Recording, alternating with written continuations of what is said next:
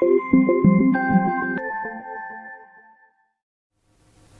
dalam surat Adz-Dzariyat ayat 17 sampai 18, Allah Subhanahu wa taala menyebutkan hamba-hambanya yang akan mendapatkan nikmat berupa syurga.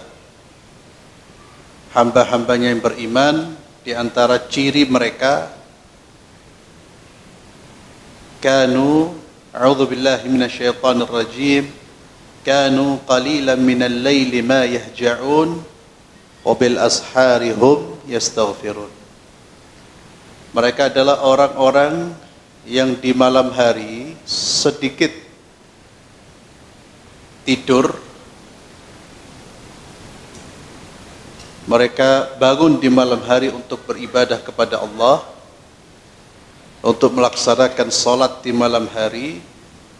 Wabil ashari hum yastaghfirun. Dan mereka di waktu sahur itu waktu menjelang subuh, mereka senantiasa beristighfar, memohon ampunan kepada Allah. Dan sahur itu waktu istighfar yang terbaik. Itu adalah waktu istighfar yang terbaik, dan Allah memuji, termasuk di dalam surat Al-Imran, orang-orang yang beristighfar di waktu sahur. Oleh sebab itu, kalau kita belum bisa bangun lebih banyak di malam hari, atau bangun di sebagian waktu di malam hari, sebagian besar waktu di malam hari, maka sisakan waktu sebelum subuh. Mungkin setengah jam, 30 menit sebelum subuh, ya kita bangun. Intinya untuk apa? Untuk bisa melaksanakan sholat 2 rakaat plus witir kalau memungkinkan, dan juga beristighfar dan berdoa. Kalau 45 menit ya lebih bagus, 1 jam ya lebih bagus. Jadi waktu sahur itu waktu-waktu terbaik. Kita berdoa, kita memohon kepada Allah.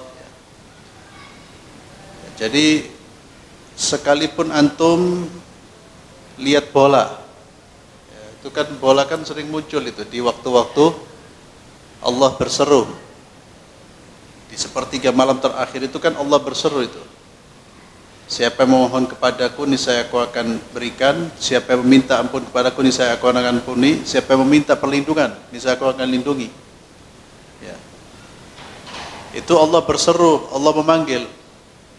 Sebagian dari kita dipanggil Allah nggak nyaut, tidur dia.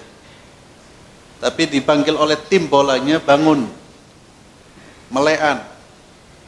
Ya, itulah manusia. Itulah manusia. Padahal beribadah kepada Allah di saat-saat tersebut merupakan kebaikan yang itu akan kembali kepada orang yang bersangkutan, kembali kepada kita sendiri. Begadang bukan untuk taat itu merugikan diri kita. Ya, tapi ya seringkali manusia itu lebih memilih yang merugikan daripada yang menguntungkan. Kalau dalam soal akhirat ya, itu lebih sekali sering memilih yang merugikan daripada yang menguntungkan. Tapi kalau soal fulus, soal duit, itu enggak mau rugi dia. Tapi soal surga dia mau rugi. Yaitu salah satu, ya mohon maaf, kebodohan sebagian dari kita. Surga itu ya dianggap gak ada nilainya, sehingga seringkali ditinggal. Momentum untuk mendekatkan diri ke surga, masuk ke surga seringkali dibiarkan, ditinggal bahkan melakukan hal-hal yang menjauhkan dari surga. Jadi usahakan kita sebelum subuh bangun. Nah, saya kira kita semua punya hajat, punya banyak kebutuhan, punya banyak masalah, ada problem. Salah satu cara kita menyelesaikan itu bangun di malam hari. Berdoa kepada Allah Subhanahu wa taala, minta setiap malam, jangan satu kali. Setiap malam ya, kita menggedor pintu langit. Itu satu kesempatan yang Allah berikan kepada kita. Ya. Ataupun kalau nggak ada masalah, lagi senang-senangnya, lagi gak ada masalah apa-apa, bangun di malam hari, minta dijaga rezeki kita, minta dijaga keimanan kita, keistiqomahan kita, minta keistiqomahan agar agar terus terjaga keistiqomahan itu sampai kita berjumpa dengan Allah. Kemudian di dalam surat Nuh ayat 10 sampai 12, Nabi Allah Nuh juga mengajak kaumnya, faqultu astaghfiru rabbakum innahu kana ghaffara. Aku berkata, istaghfiru rabbakum, istighfarlah kalian kepada Tuhan kalian. Innahu kana ghaffara, sesungguhnya Tuhan kalian Allah Azza wa Jalla itu Ghaffar, yang Maha Pengampun. Yursilis sama 'alaikum midrara wa yumdidkum bi amwali wa banin wa yaj'al lakum jannati wa yaj'al lakum anhara. Kalau kalian memperbanyak istighfar, kalian bertaubat kepada Allah Subhanahu wa taala, kembali ke jalan Allah, kembali ke jalan yang benar, maka Allah akan kirim dari langit itu hujan yang deras, hujan yang bisa menyuburkan tanaman kalian, yang bisa menyuburkan ladang-ladang kalian. Bukan hujan yang menenggelamkan kalian, hujan yang betul-betul memberikan keberkahan bagi kehidupan kalian. Dan Allah juga akan menambah harta kalian, Allah juga akan menambah anak-anak kalian, dan Allah akan menjadikan kalian kebun-kebun dan sungai-sungai. Yakni Allah limpahkan karunia, Allah limpahkan kenikmatan berupa suburnya tanam-tanaman, indahnya lingkungan. Kita di Indonesia ini sumber daya alam kita luar biasa, diakui itu dari dulu, sudah mulai kita kecil itu diajarkan itu. Tapi tingkat kemiskinan juga tinggi sekali, ya. Banyak persoalan. Maka kita mengajak kepada seluruh warga muslimin untuk kembali ke jalan Allah Subhanahu wa taala. Jangan congkaklah, jangan angkuh di hadapan Allah. Jangan angkuh di hadapan hukum-hukum Allah. Jangan menimbulkan kerusakan di atas muka bumi dengan berpaling dari Allah Subhanahu wa taala, apalagi menentang Allah Azza wa Jalla. Kita berseru sebagaimana para nabi berseru, faqultu astaghfiru rabbakum innahu kana ghaffar. Istighfar. Ayo tobat. Jangan menentang agama Allah. Jangan memusuhi agama Allah Subhanahu wa taala. Tidak akan menang kita. Tidak akan bahagia kita. Ini juga secara pribadi pun demikian. Perbanyak istighfar. Ya, maka kata para ulama, di antara jalan terbukanya pintu-pintu rezeki itu dengan memperbanyak istighfar, dengan bertaubat kepada Allah Subhanahu wa taala. Ya, jadi jangan takut orang kalau mau taubat itu, meninggalkan yang haram itu, jangan takut kehilangan rezeki. Justru Allah akan ganti dengan rezeki yang lebih baik. Allah akan ganti dengan rezeki yang lebih baik. Sebagaimana sabda Rasulullah sallallahu alaihi wasallam, "Man taraka syai'an lillahi 'awadahu Allah khairan minhu." Man taraka syai'an lillah 'awadahu Allah khairan minhu. Siapa yang meninggalkan sesuatu karena Allah, dia tinggalkan sesuatu karena Allah. Contohnya dia tinggalkan pekerjaan yang haram karena takut kepada Allah Azza wa Jalla. Awadahu Allah khairan minhu. Allah akan ganti dengan yang lebih baik. Itu janji Allah Subhanahu wa taala.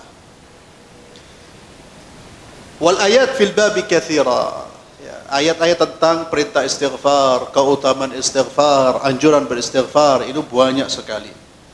Kemudian di dalam hadis-hadis Rasulullah sallallahu alaihi wasallam dari Abi Dzar radhiyallahu anhu, dari Nabi sallallahu alaihi wasallam, fima yarwi anillah, yang diriwayatkan dari Allah Subhanahu wa taala. Ini merupakan redaksi hadis qudsi. anin Nabi sallallahu alaihi wasallam fima yarwi an rabbih annahu qala, Allah Azza wa Jalla berfirman, ya ini hadis qudsi, ya ibadi inni haramtu adh-dhulma ala nafsi wa ja'altuhu bainakum muharraman fala tadhalamu. Wahai hamba-hambaku, kata Allah Azza wa Jalla, wahai hamba-hambaku, inni haramtu adh-dhulma ala nafsi, sesungguhnya aku telah mengharamkan perbuatan zalim atas diriku, fala tadhalamu. Wa ja'altuhu bainakum muharraman, dan aku telah menjadikan kezaliman itu adalah perbuatan yang haram dilakukan di antara kalian. Fala tadhalamu, hai hamba-hambaku, janganlah kalian saling menzalimi. Allah saja yang maha kuat, yang maha perkasa, yang punya segala-galanya, dan punya wewenang untuk melakukan apapun terhadap hamba-hambanya. Allah mengharamkan tidak akan berbuat zalim. Lah kok kita yang enggak punya apa-apa sebentar lagi mati kok berani zalim orang, menzalimi orang lain. Allah ingatkan, fala tadzalamu, janganlah kalian saling menzalimi. Ini peringatan buat kita agar kita hidup ini jangan berbuat zalim kepada orang lain. Berbuat zalim kepada manusia. Hati-hati dalam bersikap, hati-hati dalam berbicara. Jangan sampai ada kezaliman-kezaliman yang kita lakukan, karena tobat dari perbuatan zalim ini agak berat.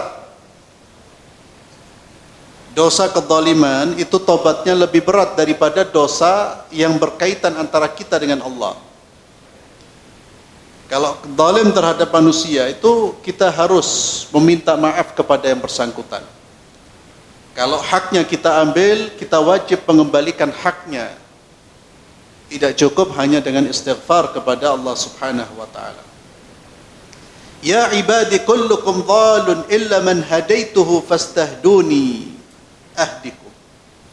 Wahai hamba-hambaku, kalian semuanya itu adalah orang-orang yang tersesat kecuali orang yang aku beri hidayah.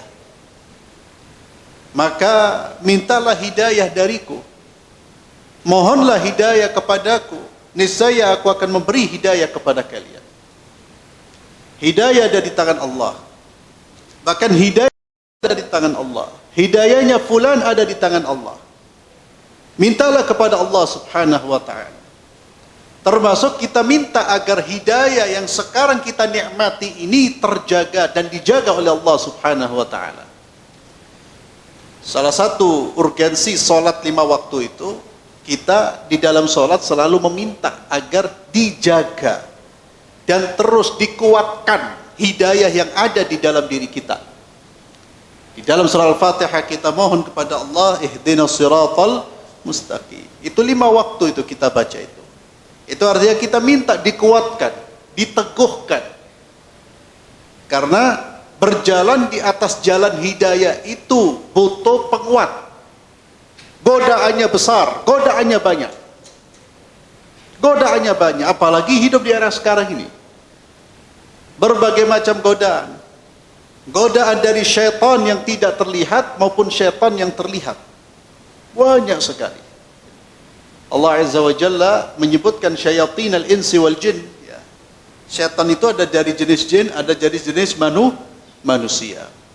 Demikian pula Nabi sallallahu alaihi wasallam, beliau juga pernah memberikan nasihat kepada salah seorang sahabat, ta'awwadz billahi min syayatin al-insi wal jin.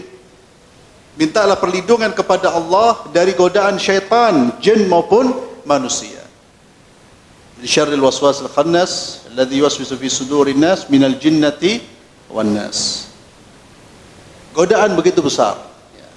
Dari jalan syubhat, dari jalan syahwat. Kata Allah, mintalah hidayah kepadaku, niscaya aku akan berikan hidayah kepada kalian. Ya ibadi kullukum ja'i illa man at'amtuhu. Wahai hamba-hambaku, semua dari kalian, semuanya adalah orang-orang yang lapar, ja'i, kecuali orang yang aku beri makan. Manusia menjadi kenyang karena Allah yang mengenyangkan. Allah yang memberi makan. Fastat'imuni ut'imkum. Mintalah makan kepada aku, niscaya aku akan beri makan kepada kalian. Minta rezeki kepada Allah. Ikhtiar itu salah satu jalan kita untuk menggapai rezeki. Ikhtiar itu jalan yang kita lalui, itu dengan ikhtiar, mencari. Tapi yang menentukan, yang menurunkan rezeki itu turun apa tidak siapa? Allah. Maka hati-hati kalau kita ikhtiar, jangan bergantung kepada ikhtiar kita. Jangan bergantung kepada kekuatan, kehebatan, kecerdasan, intelektualitas, usaha, relasi. Hati-hati.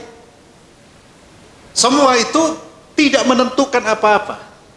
Yang menentukan siapa? Allah. Kalau Allah menurunkan rezeki itu turun. Tak akan turun dia. Kalau Allah ingin mengambil rezeki dari seseorang dengan sekejap akan terambil dengan cepat. Sekalipun hartanya dijaga oleh seluruh manusia yang ada di atas muka bumi.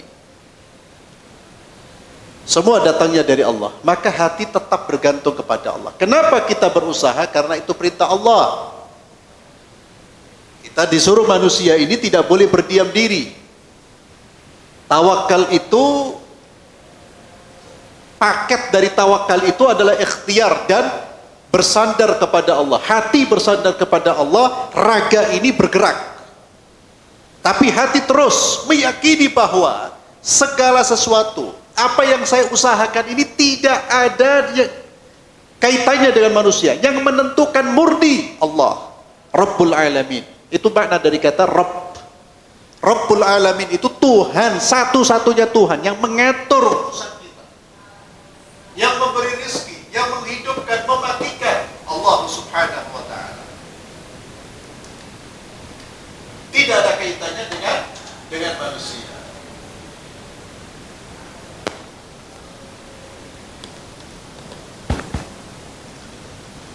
Jadi jangan sampai bergantung kepada usaha kita. Seperti Fir'aun, seperti Qarun. Saya kaya ini dari ilmu saya. Saya cerdas orangnya. Itu hati-hati. Maka Allah katakan, kalian ini sebetulnya gak punya apa-apa. Nah, kita lahir dalam keadaan apa? Telanjang, gak punya apa-apa. Dan kita pun meninggal dalam keadaan tidak membawa apa-apa. Demikian hakikat manusia. Manusia itu miskin. Kita ini miskin. Ada yang meninggal bawa hartanya? Tidak ada. Ya itulah hakikat kita. Kita berpakaian karena Allah memberi rezeki kepada kita. Dan semuanya itu akan kita tinggalkan karena memang bukan milik kita. Kita hanya dipinjami selama kita hidup, setelah wafat dikembalikan semua. Dipindah tangankan dari diri kita ke ahli waris kita. Ahli waris nanti pindah tangan kemudian terus demikian. Kata Allah, jika lapar mintalah kepadaku. Tapi sekali lagi minta ini diiringi dengan ikhtiar. Kenapa ikhtiar? Karena Allah yang nyuruh. Itu saja. Kenapa saya harus bekerja? Karena Allah perintahkan kita orang Islam harus bekerja. Sehingga Umar bin Khattab pernah mukul orang yang gak kerja, kerjaannya duduk di masjid, dumotok. Kata Umar bin Khattab, emas itu tidak tiba-tiba turun dari langit. Ayo keluar dari masjid. Tidak kemudian duduk wirid, tiba-tiba datang. Keluar dari masjid untuk mencari nafkah. Tapi hati terus bergantung kepada siapa? Kepada Allah. Maka orang beriman dengan orang tidak beriman itu bedanya apa? Bukan orang beriman santai-santai, tidak. Orang beriman itu kerja. Dan dia kerja cerdas. Kerjanya kerja ikhlas. Sama-sama kerja. Tapi orang tidak beriman, mereka akan menyandarkan diri pada kekuatan dirinya. Dia lupa dengan Tuhannya, dengan Allah, pemilik alam semesta ini. Kalau orang beriman, dia usaha hatinya terus bergantung pada Allah. Sehingga orang beriman secerdas-cerdasnya dia, sepandai-pandainya dia, sekuat-kuatnya dia tetap banyak berdoa kepada Allah. Dan salah satu ciri orang yang sudah tidak bergantung kepada Allah biasanya apa? Sudah lupa zikir dan doa. Itu berarti dia sudah mengandalkan kekuatan dirinya. Kalau Allah berkehendak, kepandaiannya dalam sekejap bisa dicabut oleh Allah. Siapa yang menolak ketika Allah menurunkan penyakit yang membuat akalnya kemudian bergoncang atau akalnya kemudian sudah rusak? Tidak ada yang bisa menolak. Kita lihat orang-orang yang sehat tiba-tiba kuat, tiba-tiba kemudian Allah berikan penyakit dalam sekejap. Karena memang manusia tidak punya kekuatan apa-apa. Harus kembali semuanya kepada Allah, minta kepada Allah Subhanahu wa taala. Ya ibadi kullukum 'airin illa man kasaituhu fastaksuni aksukum. Kalau tadi Allah katakan kalian semua adalah orang-orang yang lapar kecuali yang aku beri makan. Di sini Allah menyatakan kalian semuanya adalah orang-orang yang tidak memiliki apa-apa, bertelanjang diri, tidak memiliki kain, tidak memiliki pakaian kecuali yang aku beri pakaian. Fastaksuni aksukum. Maka mintalah kepadaku. Mintalah kepadaku. Maka di sini sekali lagi Allah Azza wa Jalla ingin mengajarkan kepada kita bahwa pemilik alam semesta dengan segala macam ini isinya siapa? Allah Azza wa Jalla. Manusia itu dapat karena diberi. Maka kita pun tidak boleh menyombongkan diri di hadapan makhluk. Kenapa? Karena saya di pemberian Allah. Dia belum sempat diberi sama Allah, saya diberi oleh Allah. Orang yang menyombongkan diri kan dia tidak mengenal dirinya dan dia tidak mengenal Allah Subhanahu wa taala. Ya ibadi, kata Allah, wahai hamba-hambaku, innakum tukhti'una bil-laili wan-nahar. Sesungguhnya kalian berbuat dosa, berbuat salah di malam hari, di siang hari. Wa ana aghfirudz dzunuba jami'a. Dan aku mengampuni seluruh dosa. Fastaghfiruni aghfir lakum, mintalah ampun kepadaku niscaya aku akan ampuni dosa-dosa kalian. Allahu akbar. Ya Ghaffar ya Rahim ya Karim. Allah menyeru hamba-hambanya, menyeru kita.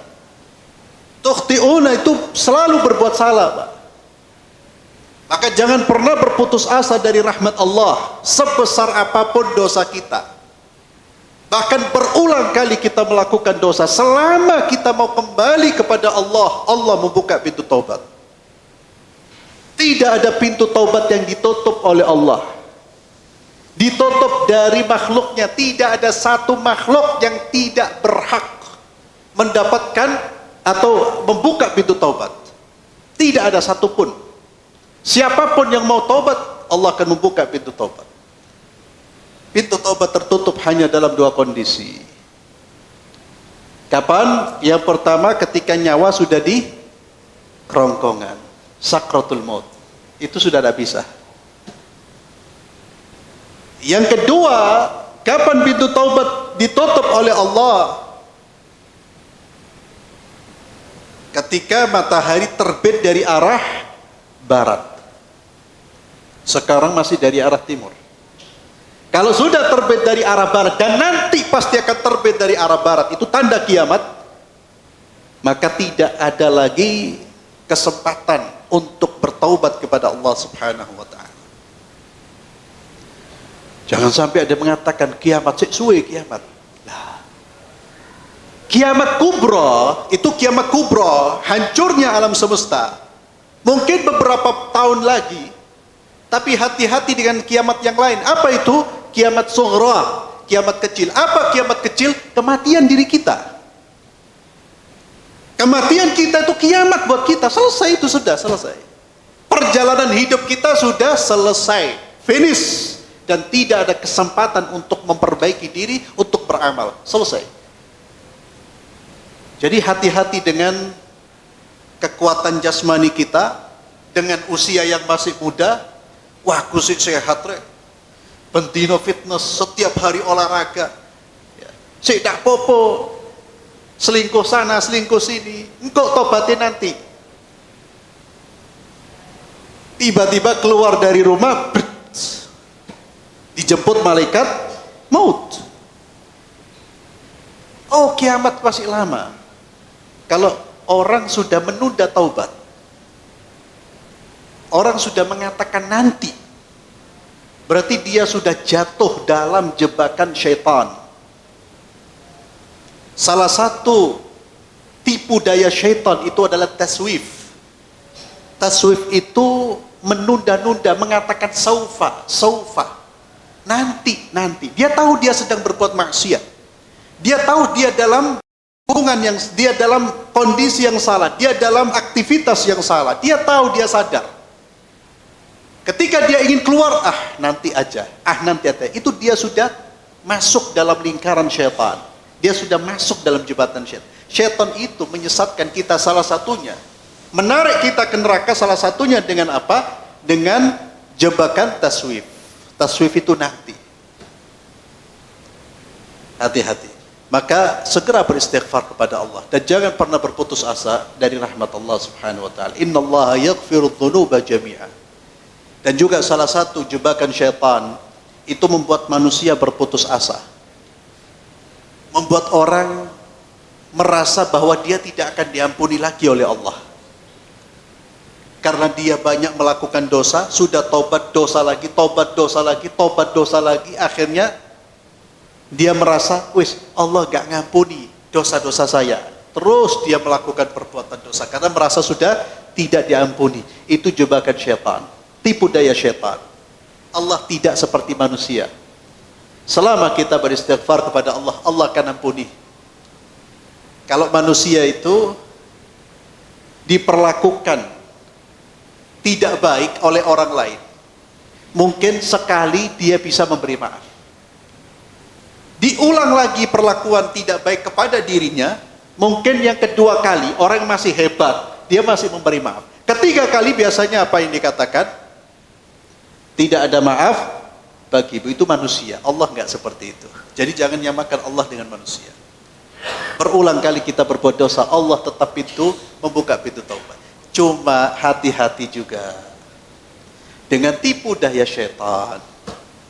Tipu daya syaitan itu menunda atau membuat orang pesimis, atau juga menggampangkan taubat, menunda tadi. Kan Allah itu Ghafurur Rahim, tidak apa-apa. Meni iso taubat, besok. Besok bisa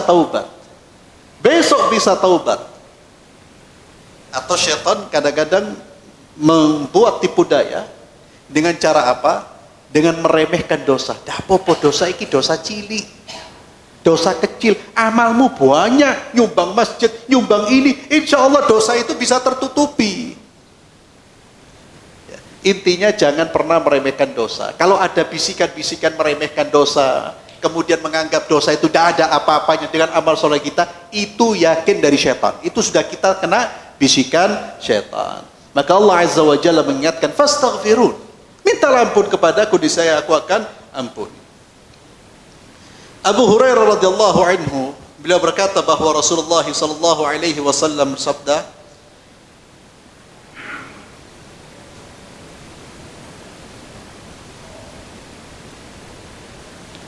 Innal 'abda idza akhta'a khati'atan nukitat fi qalbihi nuqtah fa in huwa naza'a wastaghfara suqilat fa in 'ada zida fiha hatta taghlifa qalbah fadzalika ar-ranu alladhi dzakara Allah ta'ala kalla bal rana 'ala qulubihim ma kanu yaksibun. Nabi sallallahu alaihi wasallam menginformasikan kepada kita, innal 'abda idza akhta khati'ah. Jika seorang hamba melakukan satu kesalahan, satu perbuatan dosa, maka dosa itu akan memberi bekas satu titik di dalam hatinya. Dosa itu akan menciptakan satu titik hitam di dalam hatinya. Kalau dia meninggalkan dosa itu, setelah berbuat dosa dia tinggalkan, wastaghfar, dan dia mohon ampun kepada Allah, sukilat, hatinya kembali menjadi bersih. Jadi istighfar itu membersihkan kotoran atau kotoran-kotoran dosa di dalam diri kita. Fa in 'ada zida fiha hatta taghlifa qalba. Kalau seandainya dia tidak taubat, namun justru dia menambah dosanya, menambah dan menambah terus, tidak berhenti dari perbuatan dosanya, maka semakin banyak titik-titik hitam itu. Kalau sudah banyak titik-titik hitam itu, dia bisa menutup hati seseorang. Itulah hati yang tertutup, yang kotor, yang Allah firmankan di dalam surat Al-Mutaffifin ayat 14.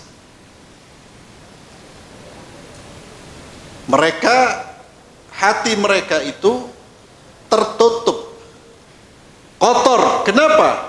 Karena perbuatan mereka sendiri. Dan bahaya ma'asyiral muslimin, kalau hati ini sudah semakin banyak kotorannya, itu semakin melemahkan semangat ibadah. Satu, hati kalau kemudian banyak kotorannya. Yang kedua, semakin cepat dia berbuat maksiat. Hati kalau banyak kotorannya, yang ketiga, dampak buruknya, semakin berat dia khusyuk di dalam salatnya. Khusyuk itu tempatnya di dalam hati, Pak.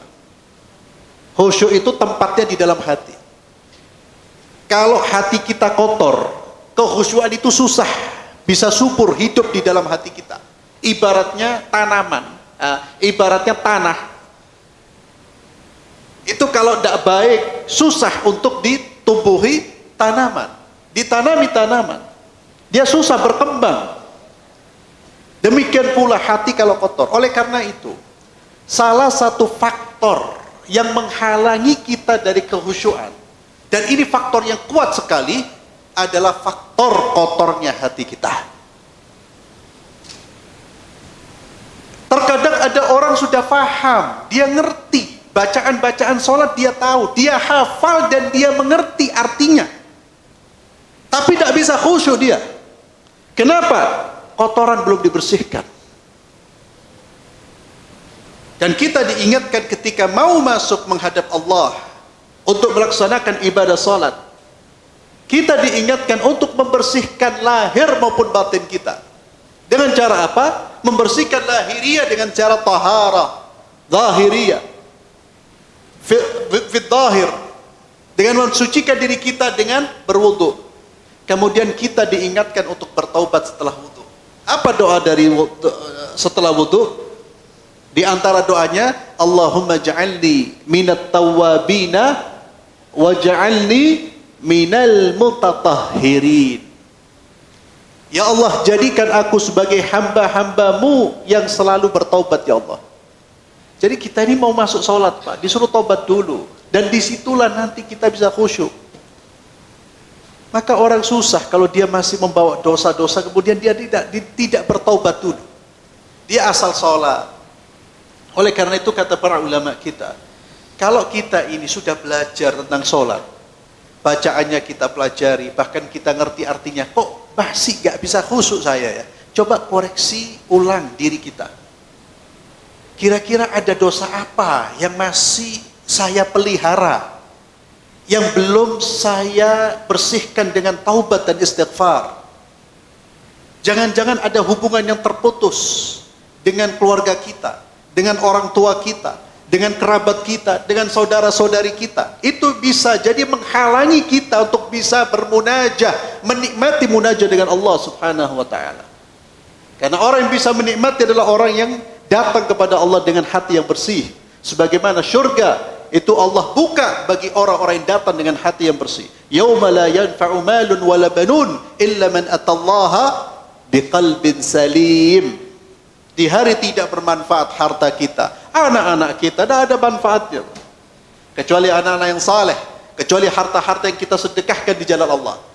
Tapi harta yang tidak disedekahkan di jalan Allah, anak-anak yang tidak mendoakan orang tuanya, sekalipun di dunia dia membanggakan orang tuanya, menjadi dokter, menjadi ini, menjadi itu, tapi ketika dia tidak saleh, Dia tidak akan memberikan sedikit pun manfaat buat orang tuanya ketika orang tuanya butuh manfaat dari anaknya. Kapan orang tuanya butuh? Ketika orang tuanya meninggalkan dunia. Orang tua manapun di dunia ini, Pak, tidak pengen anaknya memberi sesuatu kepada. Ya mungkin pengen tapi tidak terlalu berharap. Yang penting sukses. Tapi ketika kita sudah meninggal, yang kita harapkan mana doa dari anak-anak saya? Mana istighfar dari anak-anak saya? Itu yang dibutuhkan. Yauma la yanfa'u malun wala. Di hari itu yang diterima oleh Allah adalah hati yang bersih. Maka ketika kita berbuat dosa, segera bersihkan dengan apa? Dengan istighfar. Ya, kalau antara kita dengan Allah bertaubat, beristighfar, dengan manusia segera kita perbaiki hubungan kita dengan manusia. Khalas. Sudah. Nah, insyaallah kita lanjutkan pada pertemuan berikutnya. Kita akhiri dengan doa kafaratul majlis. Subhanakallahumma bihamdik asyhadu an la ilaha illa anta astaghfiruka wa atubu ilaik. Assalamualaikum warahmatullahi wabarakatuh.